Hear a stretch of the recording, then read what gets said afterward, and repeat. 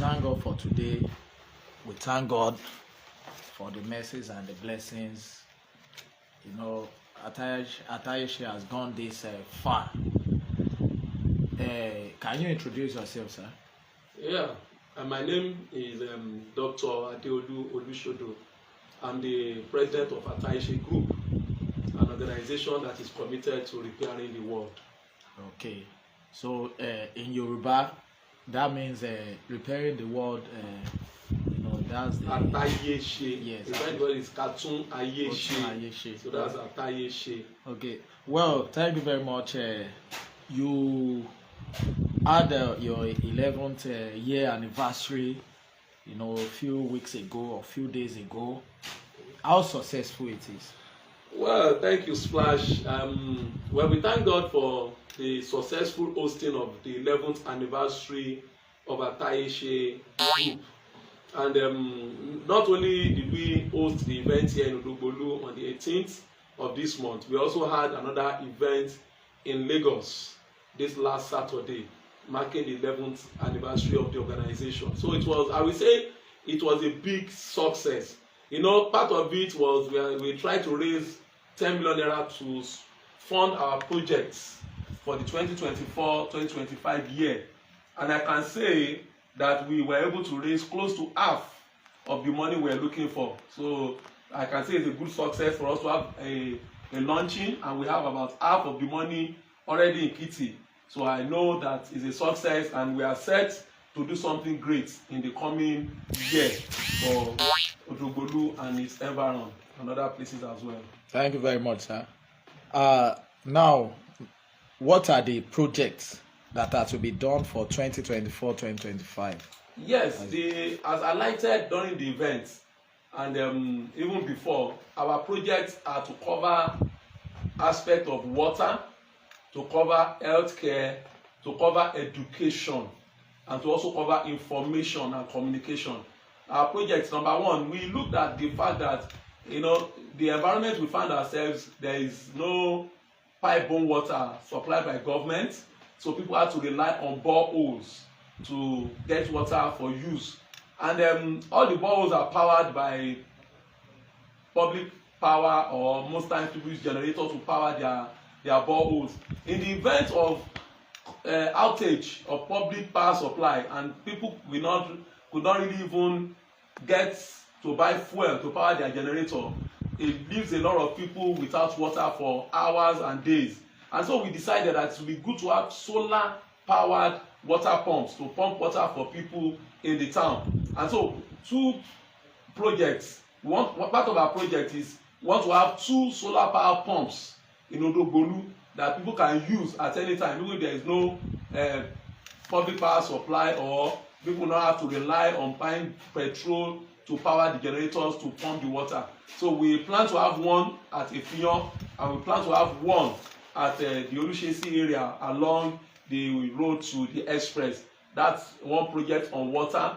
The other project that we have in mind to do is to expand our free subsidized treatment, to expand it so that people can be able to have access to quality healthcare without putting so much holes in their pockets. And so we decided that we will raise funds to cover subsidized and free treatment for 500 people every month, to have that, at least to be a sort of relief for a lot of people looking for healthcare. So that's one on the healthcare. On the educational aspect, we plan to set up an ICT center in the town, in ADEOLU town. And the reason for the ICT center is that now most of the exams done by secondary school students are computer based. For their matriculation exam is computer based, and also WAEC is introducing computer based tests for them for their O-level exam. So we decided, let us have this ICT center that students can come to and learn how to use computer. Because the fact remains that someone that is not conversant with computer use and is going to sit for a computer based test, it shows that, of course, from the outset, the person is not likely to succeed. So we feel, let us help all our students and get them the ability to be computer literate before they go and sit for computer based tests. And not only for the computer based tests, we are looking at introducing information technology courses that will help them in future to become IT professionals and stuff like that. So that is our third project that we have in mind. And the last project is we believe in dissemination of corrective information. You know, ATAYESE is about repairing the world, and repairing the world requires people having corrective information so that they can be able to do the work of repair. So we decided, okay, we are going to initiate and be in the forefront of having a radio station for the town, ADEOLU FM, and that's our fourth project. So we want to set up a studio and want to get equipment in place there so that we can start an online radio which later can now transform into a terrestrial radio station. That is our project for the year. A jẹ́ pé nínú àwọn nǹkan tẹ́ sọ ẹ mọ̀ ká wálé díẹ̀. Okay. Ẹ kàn yàn fún wọn. Ní èdè abínibí. Okay, ẹ ṣé gan. Our project wa mẹ́rin ni. Èyí tó dá lórí omi, a rí pé tí ò bá ti sí iná, tí àwọn tó wà létò iná tó bá ti fún wa níná, àwọn èèyàn máa wá omi káàkiri láti tó máa ti fi generator lọ fi pọ́ǹpù lọ fi tan pumping machine wọn. Ṣùgbọ́n tí yẹn náà bá sí, á di pé ọ̀rọ̀ omi máa di wàhálà fáwọn aráàlú. So àwa wò ó yẹ kí àwọn ẹ̀rọ omi tó jẹ́ pé oòrùn láti máa pọ́ǹpù omi inú ẹ̀ tí a máa lò. So àwa ṣe méjì fún Odògbòlú, ìkan ní Èfìyán, ẹnìkan ní Olúṣèésí. Ìyẹn ni project àkọ́kọ́ tá a fẹ́ ṣe. Project kejì òun ní ìlera tí ó jẹ́ ọ̀fẹ́ tàbí tí owó ọ̀pọ̀. Ìyẹn sì àti ṣe tẹ́lẹ̀tẹ́lẹ̀ ní oṣooṣù à ń ṣe tó over 100 èèyàn tá a máa ń fún ní free treatment àbí subsidized treatment.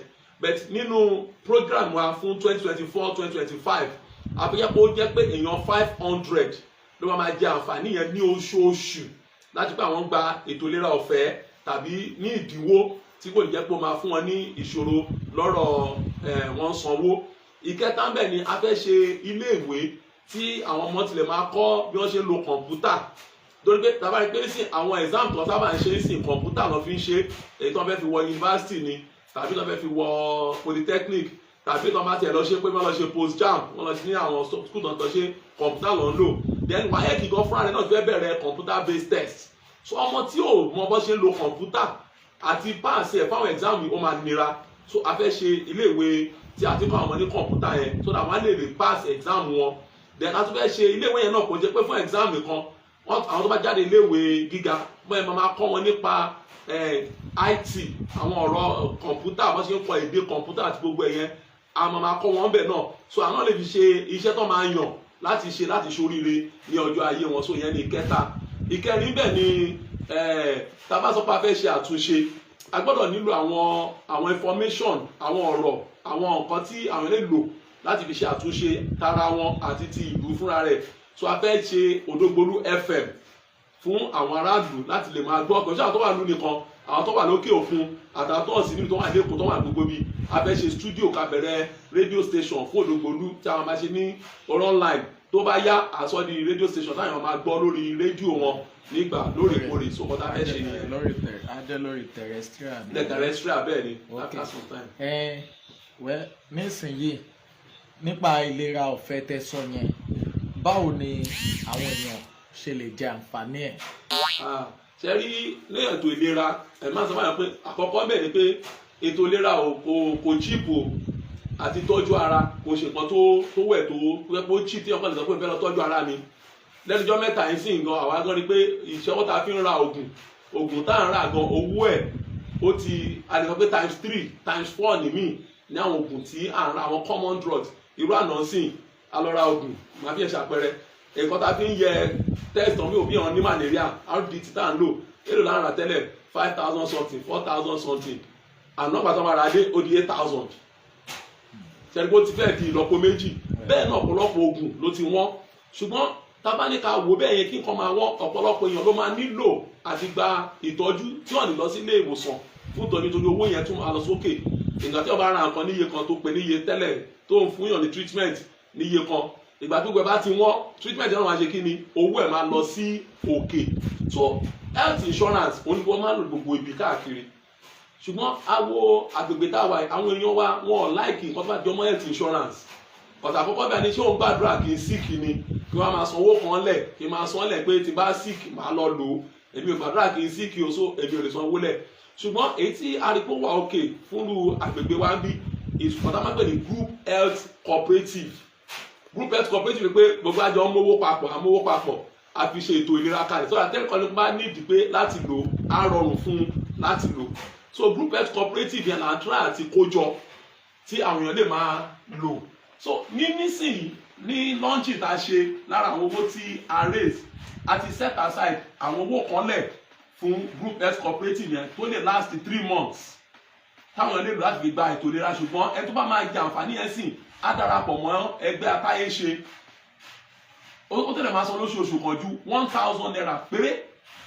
ló máa san lóṣù àbíjọ ọmọ ẹgbẹ́ tó bá wá lọ sí ilé ìwòsàn pé òun fẹ́ lọ gba ètò ìlera ó fẹ́ lọ ṣe treatment o onísanjú 30% owó iye oògùn tí wọ́n kọ sílẹ̀ bẹ́ẹ̀ kò ní sanwó mi pé bí àwọn ohun fẹ́ rí doctor consultation fee kíní kan fee owó oògùn nìkan ló kàn máa san àti pé to be 30% of the cost of the bill for drugs nìkan ló máa san á lè máa san 1,000 gẹ́gẹ́ bí ọmọ ẹgbẹ́ Atáyéṣe bẹ́ẹ̀ tó bá wò ó pé òun tó fẹ́ sún síwájú ní pé òun ò tiẹ̀ fẹ́ san owó rárá òun kàn fẹ́ lọ kóun gba treatment kóun máa lọlé kàkà kó san 1,000 òun á san 2,000 ní oṣooṣù láti lè máa gba treatment bẹ́ẹ̀ ọ̀pọ̀lọpọ̀ náà àwọn màmá wa àwọn bàbá tá a máa ti rí gan ẹlòmíì tó bá ra oògùn wọ́n ra oògùn 6,000 lóṣù ẹlòmíì ra oògùn 4,000 ẹlòmíì ra jù bẹ́ẹ̀ lọ ṣùgbọ́n nísìnyí àǹfààní yẹn ti wà kó tó bá kàn tẹ̀ san irú ètò bá san 2,000 ló sọ lóṣù kan á gba gbogbo oògùn ẹ̀ oògùn BP ni o oògùn diabetes ni o àwọn oògùn routine drugs oògùn ara ríro á gbà oògùn malaria àtàwọn antibiotics kan nínú 2,000 tó san ní oṣooṣù yẹn torí pé owó kan ti wà nílẹ̀ láwọn èèyàn kan fún wa nígbà tá a ṣe anniversary tá a ti kó sílẹ̀ fún cop health program wa so àwọn èèyàn kan láti sọ pé ok mo máa darapọ̀ máa Atáyéṣe o màá lè máa san 1,000 lóṣooṣù ìyẹn tó bá yẹ máa bá sanwó díẹ̀ lórí oògùn tàbí máa san 2,000 lóṣooṣù ìyẹn pé mi ìsanwó kọ̀ọ̀kan mọ́ kí n kàn gba àwọn oògùn mi kí n máa lọ ni so àwọn kan tí ó wà níbẹ̀ nìyẹn. ẹ ṣeun gan Ọlámipọ̀sí Ọ̀ṣọ́ Adéìgè. Thank you very much for following Ademola Ogunlana. Yes, CEO and publisher Ogun Speaks magazine. Thank you very much. Likewise, ladies and gentlemen, we are here live on Odogbolu Splash TV and Odogbolu Radio, powered by Atayeshe. Yes, definitely. Introduce ara yín lẹ́ǹkan sí. Okay, orúkọ mi ni Dr. ADEOLU OLUSODO, èmi ni ààrẹ Atayeshe Group. I'm Dr. ADEOLU OLUSODO. I'm the president of Atayeshe Group. Okay, nínú àwọn ìbéèrè yìí ẹ ti dáhùn púpọ̀ nú ẹ̀ àtìyẹ́ta béèrè àtìyẹ́ta àti ìbéèrè gan tó ṣe wà nínú wa ẹ ti dáhùn. Nísìnyí kí ni ìmọ̀ràn tẹ́ ní fún àwọn ọmọ Odogbolu àti gbogbo ọmọ Ìjẹ̀bú lápapọ̀ pẹ̀lú especially àwọn tí wọ́n wà ní ìlú òyìnbó tó wà nídàálẹ̀. I mean, what message do you have for Odogbolu people, especially those in diaspora? Okay, thank you Splash, but má bínú kí n tó lọ sí ìbéèrè yẹn ó ní kankan tí mo mẹ́nu bà lẹ́ẹ̀kan when I was talking about the health program because a lot of people do ask the doctor ṣó cover admission ṣó cover test ṣó cover afẹ́ bímọ ṣó cover operation àwọn ìbéèrè tí àwọn máa ń béèrè ní and I think I need to explain bí ayé ṣètò yẹn pé tó bá ti jọ mọ́ pé test owó test kò cover ẹni ẹ máa san test because by Isani Group Health Cooperative ni tí a bá tún raise owó months dáadáa ta lè ṣí a very good functional lab if it's available then it means that our cost of running tests will be very low and we can put it in the program and if it's in the program but nisin tẹ́pẹ́ we rely on tests doing our tests outside so àwọn tó bá gbogbo ẹni yẹn wọ́n máa sanwó test wọn tó bá ṣe need it the admission wọ́n máa cover admission débi pé ẹni yẹn kàn máa san fún ọjọ́ kan tó bá lò lórí bed that is for a day bed fee and whatever for one day a kàn sọ 2,000 naira extra but tó bá lórí free treatment tó bá lórí 30% of drugs a sọ 30% of drugs tó bá lórí free treatment a kàn sọ 2,000 per day that is for bed fee and other àwọn utilities tá a lò ní hospital yẹn tó bá lórí admission so that's it. They should cover delivery or cover delivery bẹ́ẹ̀ tó bá lórí program yẹn ẹ̀ tó wà lórí program fáwọn olóyún owó títí wọn náà is 2,000 lóṣooṣù wọ́n á dẹ̀ sanwó test wọn wọ́n á dẹ̀ ra ẹ̀ tó bá ara ògùn ẹ̀ 30% ó dẹ̀ cover delivery is free delivery one is free for it. Then surgery báyìí máa ń ṣe tẹ́lẹ̀tẹ́lẹ̀ náà máa ń ṣe àmàkùnmọ̀ free surgery programs wa tàbá ṣe fún yàn bẹ́ẹ̀ owó surgery gangan ni yàn ní san akọ̀sọ̀ owó kù bẹ́ẹ̀ what can happen is that for surgery at least ẹni yẹn á san less than half of the cost of the surgery itself so àwọn by itemize there under àkọ́tún cover there so in the long run it's going to be a very good thing for everyone without putting too much money into healthcare so nǹkan tí ó cover yẹn so ìyẹn wà bẹ́ẹ̀ then let me go back to the advice what counsel you have for people firstly I will say this to everyone fún gbogbo èèyàn tábà kíra wá sí tábà àtayé ṣe a máa ní àjùmọ̀ṣe is something that we do collectively it's not something someone can do Yorùbá ní àgbájọwọ́ la fi ń sọ̀yà ọwọ́ kan ṣe kí ni kò gbé ẹrù lórí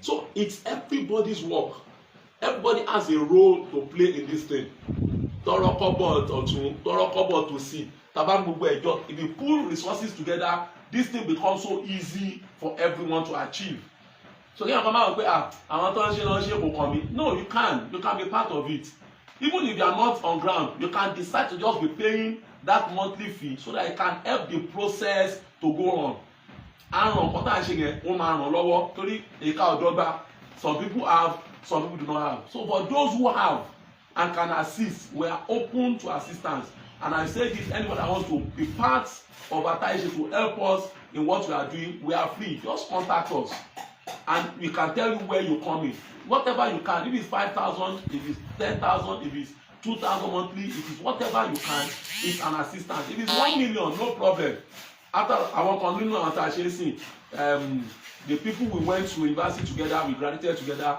in supporting this program gave us an amount to that is we are going to use it for one borehole which is ongoing and we finish this week and is the seed money we put into the medical program we put from what they gave us 1.8 million naira into the health program for 3 months so anybody can be part of it you can support what we are doing for those in diaspora we call on them also there are a lot of things to do for those who are in Nigeria we are going through a lot here I know of course worldwide things are not okay economically but we know that people here also need more help they can be part of what we are doing they can support us even they can give us drugs they can give us anything that will help what we are doing so it's something we can do together àjùmọ̀ṣe ni àjọmọ̀ṣe so it's not someone that will do it.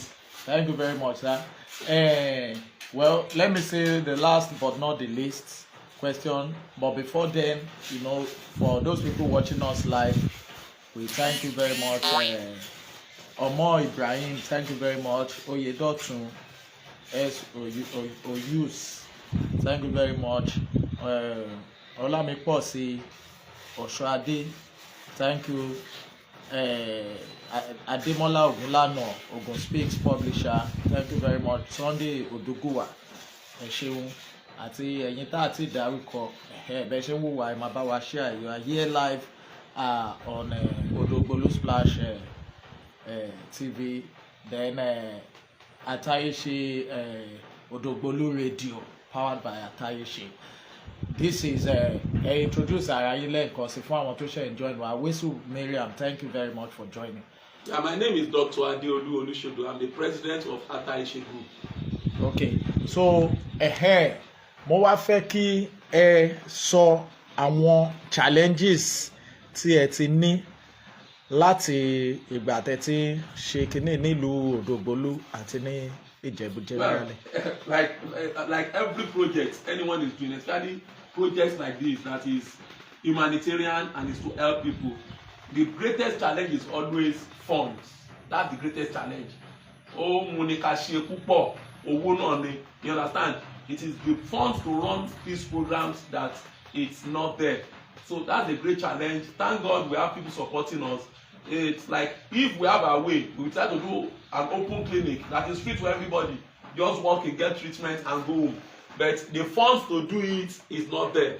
So funding is a great challenge. And now for our medical program, our great challenge is even personnel. Is getting people that to work with us. You know, even now we're looking for a doctor, getting a doctor to come relocate to this place and live, and when people are leaving the country to go and work outside. So it's also a big challenge for us getting people to work with us. People prefer to stay in Lagos, stay in Ibadan. Even when they come to Ogun State, like they prefer to stay in Abeokuta or stay in Shagam, not to come down to place like this. So that's another big challenge. Then the other challenge is also, like I've said earlier, that we need people to support what we are doing financially, morally. It's very good that we see people coming and say, you are doing well, let's say we can be part of it, or even speaking on our behalf to people. So we need people to really give us that support financially, morally, emotionally, and whatever way they can. But funding is the greatest challenge that we have. Funding is the greatest challenge. Yes. Lẹ́yìn owó ló tún kù. Owó ló tún kù bẹ́ẹ̀ ni. Owó dẹ̀ ni kẹ̀kẹ́ ìrere. Ẹ ṣeun ẹ̀yin tẹ́ wo wà nílé. Let's go back to, you know, what I've asked you earlier, you know, for the for àǹfààní àwọn tí wọ́n ṣe join wa. 11th year lẹ ṣe ìyẹn ọdún mọ́kànlá ní that's few days ago. Bóyá bí ọ̀sẹ̀ tó kọjá lẹ ṣe ọdún mọ́kànlá ó dẹ̀ láàrin ó lọ gan. Báwo ni, how successful is it? Yeah, like I stated earlier, it was a big success. Looking at the way we planned to do it and the outcome, of course, I will say it's a big success. Even the turnout was very good. The program was well organized, so people commented that wow, that this is commented that this is good. Lẹ́yìn àtúnṣe after party. Àtúnṣe after party, àtúnṣe yẹn mọ́jú. So that is it. Then in terms of, we said we want to raise 10 million, and at the end of the day we got almost half of what we're looking for. And our projects, we don't want to show that people say, okay, they've given them money, what are they using it for? And that's what I've stated. One of the projects will be ready this week, the borehole, the solar powered borehole, we are on it. And by God's grace, so by this weekend it will be open for everyone in the period and solar ló máa fi power ẹ̀, so iná máa tàn, solar máa tàn, so tó bá sínú NEPA oòrùn ló máa bá ṣiṣẹ́, táwọn máa rí omi tó máa and àdúgbò máa ní tank títí wọn. They have a tank that will be filled all the time, that people can come and fetch water. Iná wà o, iná NEPA ò sí o, there will always be light to power the pump and let them have water. So that one, by God's grace, by this weekend will be there. And like I said also, we have allocated money for treatment for 500 people for 3 months. It's not left for people to come out and benefit from it. Ẹ ṣeun gan-an, Àtayéṣe, Àjùmọ̀ṣe, ẹ kọ̀ kí àwọn aráalé ká tó parí. I greet everybody. It's these times we are in is a very trying time for a lot of people, hard time because of the economic situation. So I just want to appeal to everyone that we need to work together. Look around you, look for people that share the same idea, come together. There is benefit in doing things together at this time. We cannot, no man can live as an island, and that's what we are trying to do. Look at your area. How can you cooperate? How can you collaborate with people and get things done for yourselves? Because if you do it individually, it's going to cost much. But if you do it together as a group, it's going to be very beneficial to you. So I'm one thing in that Atayeshe club that we didn't mention is not only health. By God's grace, in this coming month, we are going to start our discount store, but only available for members of the Atayeshe club. So I'm a come in bulk. So bàtà máa fẹ́ ta owó ẹ̀ bó ti di pé 100 naira ló fi dín 200 naira ló fi dín ara ẹ̀ náà ni táwọn mẹ́mbà máa ní access láti ra. So ìyẹn wà bẹ́ẹ̀. Then also Batisheri, we have done it in Lagos before, and we are starting it again. For members of Atayeshe, you can have access to soft loan, but you have to start doing your savings with the club. For our members, yes. We have done it in Lagos before, and we are going to start again under Atayeshe club. ẹ̀yáwó fún àwọn for olókòwò members. àwọn tó bá ti jẹ́ tí wọ́n bá ti It's jẹ́ not going to be high interest or no interest. You just only pay for administrative fee form. You get it once they're approved. You get and you pay back. That is all. So our contact is because if you come together and we pool resources together, then we can use that resources to do better and greater things for ourselves. So contact is here. Thank you very much, sir. Yes. One more time, your name and. I'm Dr. ADEOLU OLUSODO. I'm the president of ATAYESE Group. Okay, thank you very much, sir. You're God welcome. bless you. Exclusive from Odogbolu Splash and Odogbolu Radio powered by ATAYESE.